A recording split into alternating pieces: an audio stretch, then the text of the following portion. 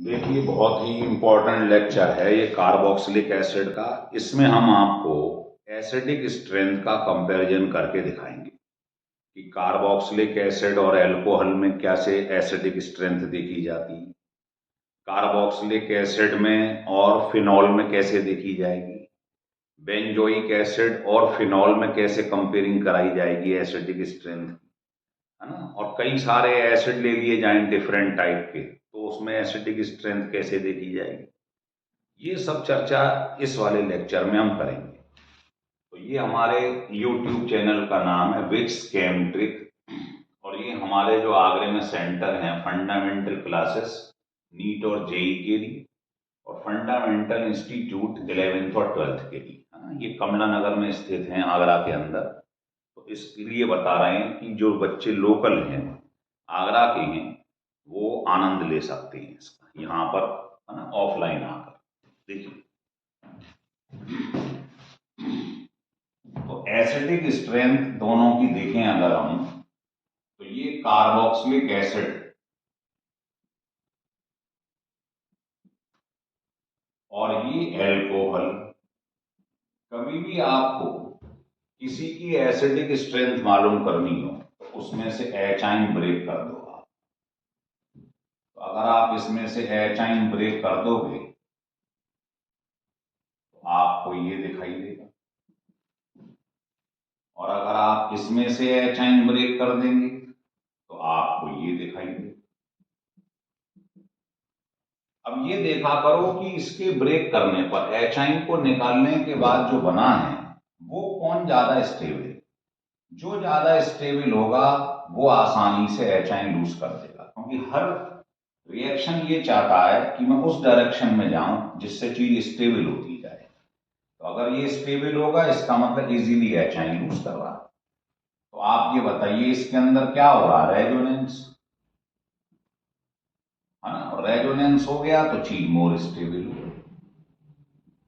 तो समझ में आ रही है बात, ये मोर स्टेबल है। लेकिन इसमें बताओ कहीं पे कॉन्जुगेशन हो रहा है डबल सिंगल, नहीं, तो इसमें कोई रेजोनेंस नहीं हो रहा, इसका मतलब ये लेस स्टेबल है ना। तो मालूम पड़ गया कि ये क्यों ज्यादा एसिडिक है इससे, क्योंकि इसमें से एचाइन निकलने के बाद जो चीज बन रहा है कार्बोक्सिलेटाइन, वो ज्यादा स्टेबल है ड्यू टू रेजोनेंस। तो ये तो पहला रीजन हो गया इसके बीच में, लिख लीजिएगा। अगर मैं कंपैरिजन करवाऊं, मान लीजिए एसिड का और फिनॉल का, तो कैसे करेंगे। बिल्कुल वही तरीका है। ये कार्बोक्सिलिक एसिड है, इसे ब्रेक कर दो,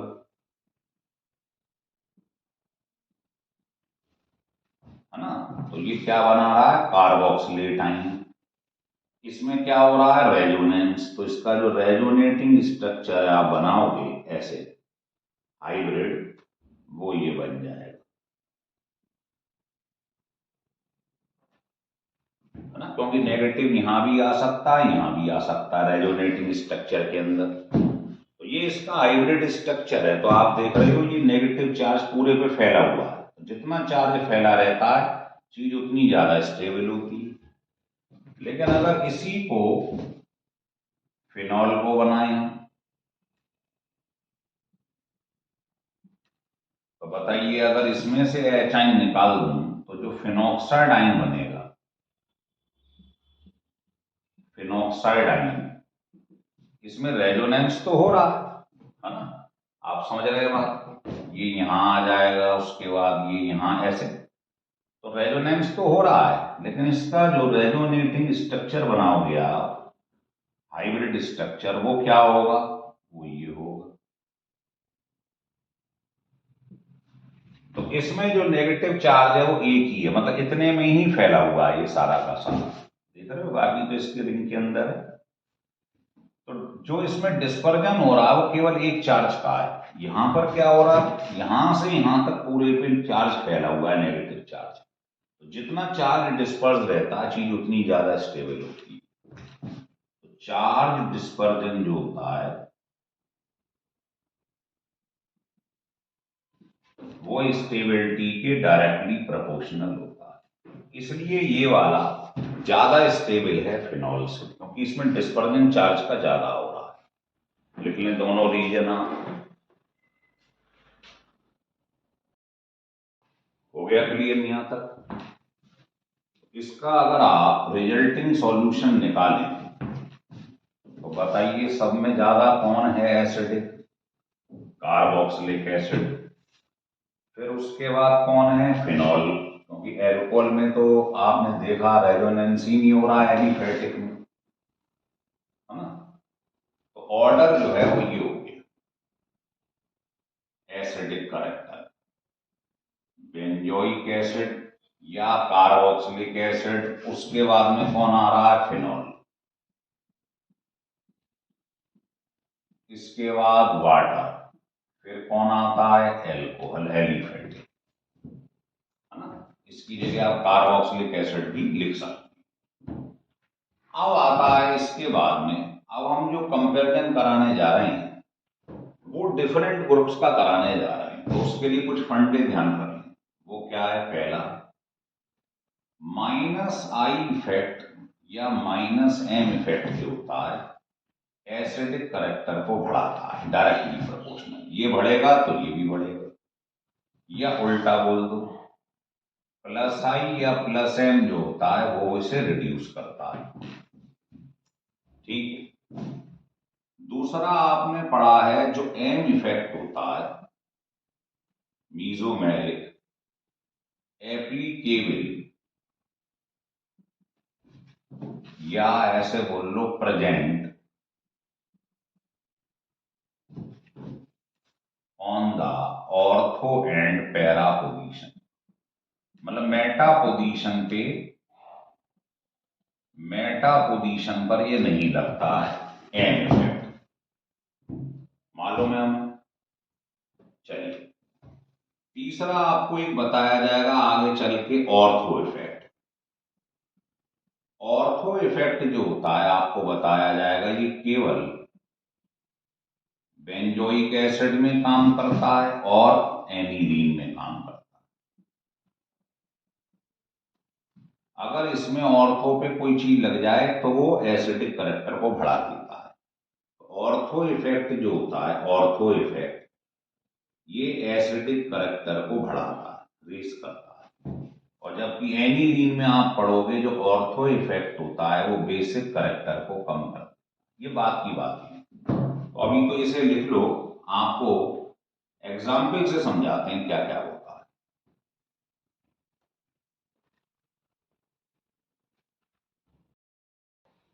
हो रहा है क्लियर? देखिए, जैसे हमने कुछ क्वेश्चन ले लिए, मान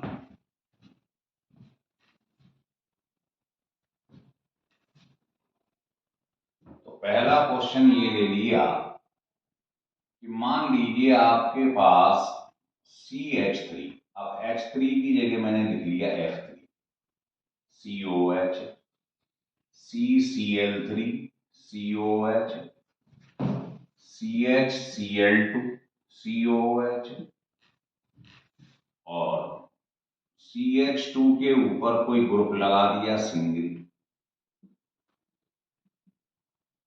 मान लो इस टाइप से, और आपसे ये पूछ रहा है कि ये बताओ साहब इनमें ऑर्डर ऑफ एसिडिक करेक्टर क्या होगा, ऐसे पूछ रहा है मान लो। ठीक है, तो आप एक फंडा ध्यान रख लो, डिस्टेंस नंबर स्ट्रेंथ। डी का मतलब है डिस्टेंस, एन का मतलब है नंबर, और ये है स्ट्रेंथ, मतलब कितना स्ट्रॉन्ग है, जो प्लस आई या माइनस आई है। अब देखिए इन सबको ढंग से देखिए, इसमें क्या है, तीन तीन माइनस आई इफेक्ट वाले ग्रुप लगे हुए। माइनस आई इफेक्ट तो हमने पढ़ाई है जीओसी में, प्लस आई और माइनस आई। प्लस आई का मतलब होता है इलेक्ट्रॉन देने वाले, electron releasing group, donating group, और माइनस का मतलब इलेक्ट्रॉन खींचने वाले, इलेक्ट्रॉन विड्रॉइंग ग्रुप। तो प्लस आई मतलब देने वाले, इसमें जितने एल्काइल ग्रुप में कार्बन ज्यादा हैं, टर्शरी, सेकेंडरी, प्राइमरी, और इसमें सबसे ज्यादा होता है नाइट्रो, फिर साइनो, फ्लोरो, क्लोरो, ब्रोमो, आयोडो, इस टाइप से। तो देखिए इसमें तीन तीन फ्लोरो लगे हैं, मतलब माइनस आई इफेक्ट, और इसमें भी तीन है, लेकिन किसका माइनस आई इफेक्ट ज्यादा है, फ्लोरो का या क्लोरो का? फ्लोरो का। इसमें दो ग्रुप खींचने वाले हैं, इसमें एक ग्रुप खींचने वाला है तीनों में, BrCN और नाइट्रो। ठीक है, तो आप देख रहे हो डिस्टेंस तो सबका बराबर है, COH से। COH के बगल में, COH के बगल में, COH के बगल में, सब COH के बगल में, लेकिन नंबर देखिए, नंबर किसका ज्यादा है ना? तो नंबर इन दोनों में इसका ज्यादा है, इसका भी बराबर है, इसका कम है। इसका मतलब ये दोनों ज्यादा एसिडिक हैं इससे, और ये ज्यादा एसिडिक है इससे। लास्ट में स्ट्रेंथ देखते हैं, नाइट्रो, साइनो, ब्रोमो। तो नाइट्रो सबसे ज्यादा माइनस आई, फिर साइनो, फिर ब्रोमो। तो इन तीनों में अगर देखोगे तो अभी लिखवाया था जिसका माइनस आई ज्यादा होता है, तो अगर ये सिंगल सिंगल ग्रुप दिखाई दे तो स्ट्रेंथ से चेक कर लो आप टेबल से, तो आंसर ये हो, जिसका माइनस आई ज्यादा है वो एसिडिक ज्यादा है। अगर नंबर की बात आए तो इनमें, इसमें तो नंबर सेम है, लेकिन इसमें कम है ना? तो जिसका नंबर कम हो, इसमें 2 Cl, इसमें 3 वाला आ जाएगा, ज्यादा माइनस आई शो करे। और इन दोनों में सेम नंबर है, डिस्टेंस भी सेम है, तो स्ट्रेंथ देख लो। बताओ फ्लोरो और फ्लोरो में कौन ज्यादा माइनस आई शो करता है? फ्लोरो। ये आंसर है। तो आपने ये बता दिया पूरा किस तरीके से देखते। क्लियर है? लिख लीजिएगा इसको। दूसरा क्वेश्चन इस पर आप और बना सकते हैं। पेपर में ये क्वेश्चन आता है, ये आपके पास एक एसिड, ग्रुप के बगल वाला अल्फा, बीटा, गामा, तो अल्फा पोजीशन पर क्लोरो लगा, फिर बीटा पे लगा,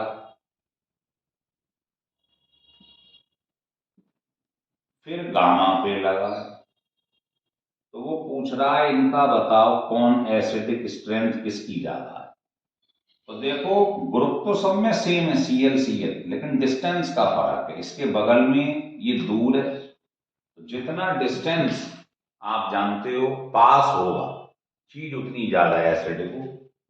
भाई अगर ये पास है तो इलेक्ट्रॉन क्या करता है, खींचेगा, तो यहाँ कैसा चार्ज आ जाएगा, पॉजिटिव, और H पे तो होता ही पॉजिटिव, रिपल्शन से जल्दी H बाहर निकल जाएगा। तो ध्यान रख लो, मेन ग्रुप से जो डिस्टेंस होता है माइनस आई वाले का, वो क्या करता है, एसिडिक करेक्टर को बढ़ाता है। तो आंसर आपका ये हो गया, अल्फा, बीटा, ये है ऑर्डर ऑफ एसिडिक स्ट्रेंथ। अगर माइनस आई इफेक्ट शो कर रहा हो तो, है ना? तो डिस्टेंस वाला फैक्टर देख लो बस। जो ग्रुप के पास है उसकी एसिडिक स्ट्रेंथ ज्यादा है, क्योंकि वो इलेक्ट्रॉन जल्दी खींच लेगा, खींचेगा तो तीनों बराबर है ना, लेकिन ये जल्दी खींच लेगा इसके बगल में, तो ये जल्दी H निकल जाएगा। तो ये लिख लो दोनों क्वेश्चन, और बताता हूं आपको अभी। हो गया यहां तक क्लियर? अब आपको एक फंडा और समझाता हूं, वो देखिए। सारे फंडे एकदम एकदम क्रिस्टल क्लियर होने चाहिए आप।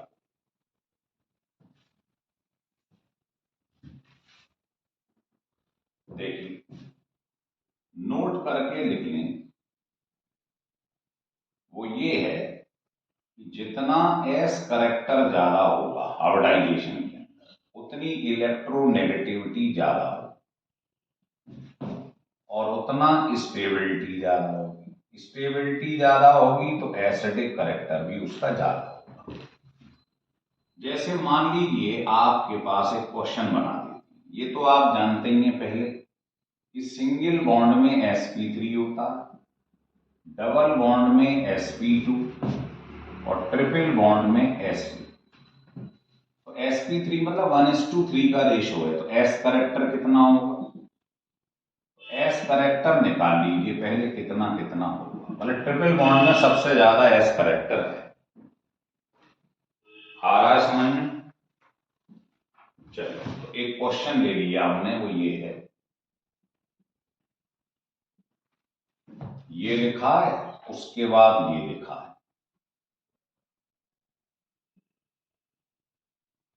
है ना, 1 2 3, और इसके बाद ये लिखा हुआ। अब इन तीनों में कोई पूछे कौन ज्यादा है, तो बताओ सी ट्रिपल बॉन्ड सी, तो ट्रिपल बॉन्ड में क्या होता है sp, इसमें क्या होता है आपको मालूम है, डबल बॉन्ड मतलब sp, इसमें भी डबल बॉन्ड sp। तो ये तो निश्चित है जिसका एस करेक्टर ज्यादा है, मतलब ये ट्रिपल बॉन्ड, उसका एसिडिक करेक्टर ज्यादा है, तो सबसे ज्यादा तो इसका हो गया।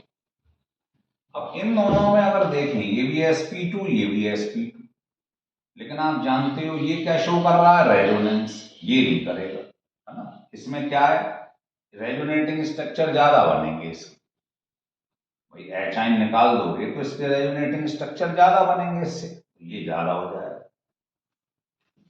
जो एचाइन निकालने के बाद जिसके रेजोनेटिंग ज्यादा बन जाए, जो ज्यादा स्टेबलाइज्ड है, वो ज्यादा स्ट्रॉन्ग एसिड होता है। तो अगर कभी दो सेम आ जाए तो देखो कौन ज्यादा स्टेबल, लिख लीजिए, ठीक है। चलो एक क्वेश्चन और दे देते हैं आप, मान लो ये बेंजोइक एसिड है और ये एसिटिक एसिड, बताइए। तो आपने पढ़ा ये डबल बॉन्ड है, तो कौन सा आयोडाइजेशन हो रहा है, sp2, इसमें सिंगल है। तो sp2 के अंदर आप जानते हो एस करेक्टर ज्यादा है sp3 के मुकाबले, तो जिसका एस करेक्टर ज्यादा है उसका एसिडिक करेक्टर ज्यादा, आंसर हो जाएगा। लेकिन एक एक्सेप्शन जरूर पढ़ लो, बहुत इंपॉर्टेंट, बाद में रीजन बताएंगे, कि जो फॉर्मिक एसिड होता है इसमें एल्काइल ग्रुप नहीं है इसके बगल में, तो ये हमेशा ज्यादा होता है बेंजोइक एसिड से। यहाँ लोग बहुत गलती करते हैं, ध्यान रखिए। और ये वाला तो इससे ज्यादा मालूम पड़ ही गया है, एसिटिक एसिड। ये बड़ा इंपॉर्टेंट है कि फॉर्मिक एसिड बेंजोइक एसिड से ज्यादा एसिडिक होता है। हो रहा है क्लियर? देखिए अब आपको बताते हैं ऑर्थो इफेक्ट। ऑर्थो इफेक्ट हमने अपने पिछले वीडियो में जीओसी में भी आपको एक्सप्लेन करके पूरा दिया है। ऑर्थो इफेक्ट जो है, इसकी मेन बात ध्यान रखिए, ये केवल काम करता है बेंजोइक एसिड पे और एनीलीन।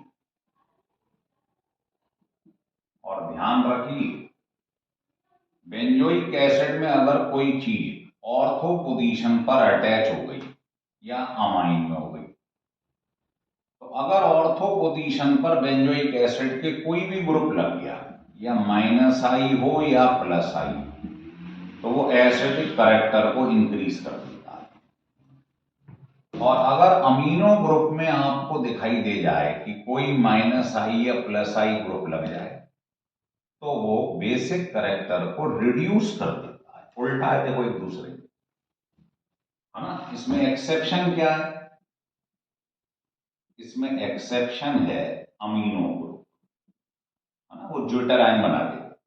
तो अगर यहां अमीनो आ जाता है तो ये फंडा काम नहीं करेगा, बस ये ध्यान रखिए। चलिए, तो जैसे मैं आपको कोई क्वेश्चन दे दूं, ये आपके पास बेंजोइक एसिड है,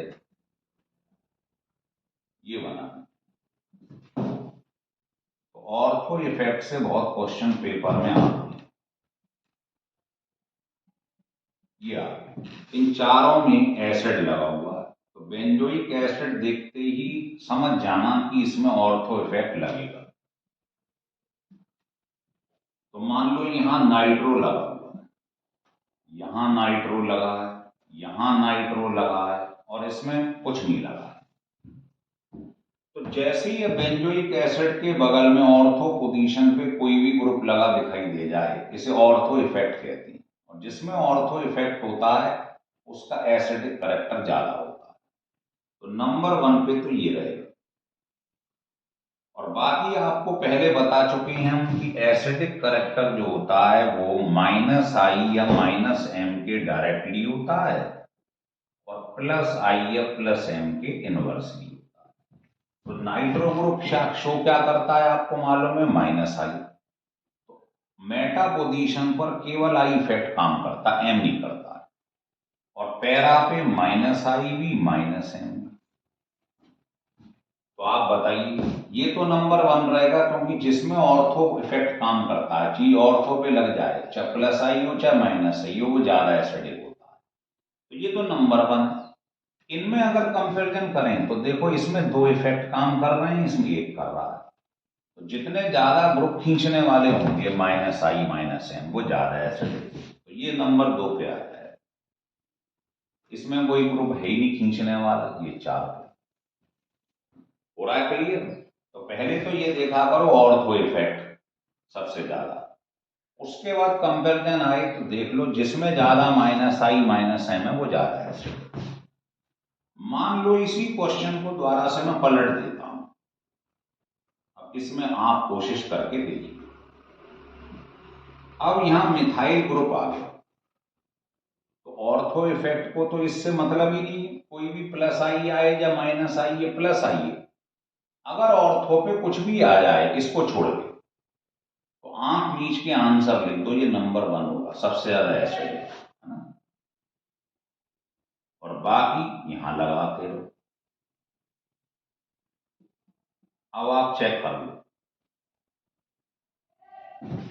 बताओ अगर ये चारों लिखे हैं तो कौन ज्यादा एसिडिक होगा। ये लिखा, तो ये क्या शो करता है आपको बता दी, ऑर्थो वाला तो नंबर 1 है। अब इनकी अगर हम बात करें तो यहां क्या शो करता है, +I। ये क्या शो करेगा, +I। लेकिन डिस्टेंस बढ़ने के साथ साथ हमने बताया था I इफेक्ट खत्म होता जाता है, और जितना ज्यादा +I काम करेगा, ये लिखा हुआ है, चीज उतनी कम एसिडिक होगी। और डिस्टेंस बढ़, इससे देखो इसका डिस्टेंस ज्यादा है, ये बगल में, तो जितना डिस्टेंस ज्यादा होगा I इफेक्ट खत्म होता जाएगा। तो इसका I इफेक्ट ज्यादा है, इसका मतलब ये सबसे कम एसिडिक है ना। अब इसमें I+ देने वाला भी है, इसमें कुछ नहीं, तो जो +I देता है वो कम एसिडिक होता है ना। तो ये तो लीस्ट हो जाएगा, ये हो जाएगा नंबर 1 पे, और ये वाला जो है लीस्ट हो जाएगा, और ये सेकंड पे आ जाएगा। हो गया क्लियर आप? भाई ऑर्थो वाला तो देखना ही नहीं है, जिसमें ऑर्थो पोजीशन पे लगा हुआ है एसिड के संग में, वो तो नंबर 1 है, नंबर 1 हो गया। इसे तो नंबर 1 पे छोड़ दो। अगर हम इन तीनों पे चर्चा करें, ये +I है, देने वाला है, ये देने वाला है, इसमें कोई नहीं है, तो देने वाले तो एसिडिक को कम करते हैं, तो इसका ये नंबर 2 है, ये दोनों तो कम कर रहे हैं। अब इनमें भी कौन कम कर रहा है, तो इसके ये पास है, ये दूर है, तो I इफेक्ट डिस्टेंस के संग कम होता जाता है, नेग्लेजिबल, तो ये तो नेग्लेजिबल है। ये पास में और दे रहा है, दे रहा है, इसका मतलब क्या है, एसिडिक इसका सबसे कम हो जाए। हो रहा है क्लियर? लिख लें।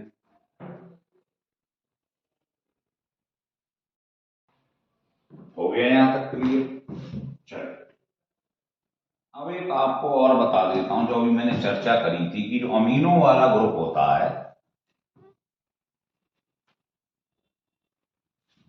वो सबसे कम हो जाता है ज्यादा होने की बजाय, ये एक्सेप्शन है।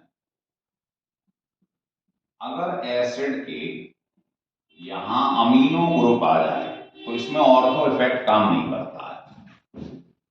प्रश्न है क्यों नहीं करता है, मतलब ये ज्यादा एसिडिक क्यों नहीं है? क्योंकि देखो जो अमीनो ग्रुप होता है ना, ये एक तो +R या +M इफेक्ट शो करता है और +I शो करता है, और दूसरा ये क्या करता है, एसिड ग्रुप तो ये वाला है, और ये होता है अमाइन बेसिक, है ना। तो एक तो इसके संग क्या कर लेगा, ये हाइड्रोजन बॉन्डिंग कर लेगा, है ना, H के सामने N दिखाई दे रहा है, और दूसरा क्या करता है, ज्विटर आयन बना देता है। जैसे यहां पर इसने एच आइन लूज करा है, तो ये क्या करता है, इस एच आइन को पकड़ लेता है। ये एच आइन लूज करेगा और ये बेस है तो ये एच आइन को पकड़ ले, इसको कहते हैं ज्विटर आइन। मतलब एच आइन को बाहर नहीं निकलने देता। बाहर निकलने का मतलब क्या हो जाएगी, चीज एसिड है। इसीलिए लिख लो, so that ortho amino benzoic acid, इसका नाम क्या है बगल वाले का, ortho amino benzoic acid is weaker acid. इसका एसिडिक करेक्टर बहुत कम होता है। वीकर एसिड देन, किससे, मेटा वाले से, मेटा अमीनो बेंजोइक एसिड, और even benzoic acid. Benzoic acid से भी कमजोर हो जाता है, क्योंकि ज्विटर आयन फॉर्मेशन हो जाती है इसकी। ठीक है, तो अगर आपको ये एसिडिक करेक्टर वाला वीडियो पसंद आया हो तो इसको सब्सक्राइब और लाइक जरूर करिए। इसमें से इतने क्वेश्चन बनते हैं जिसका आपको अंदाजा भी नहीं। एसिडिक स्ट्रेंथ के ऊपर बहुत क्वेश्चन बनते हैं, चाहे बोर्ड हो, जेईई हो, चाहे नीट, है ना, ये ध्यान रखना।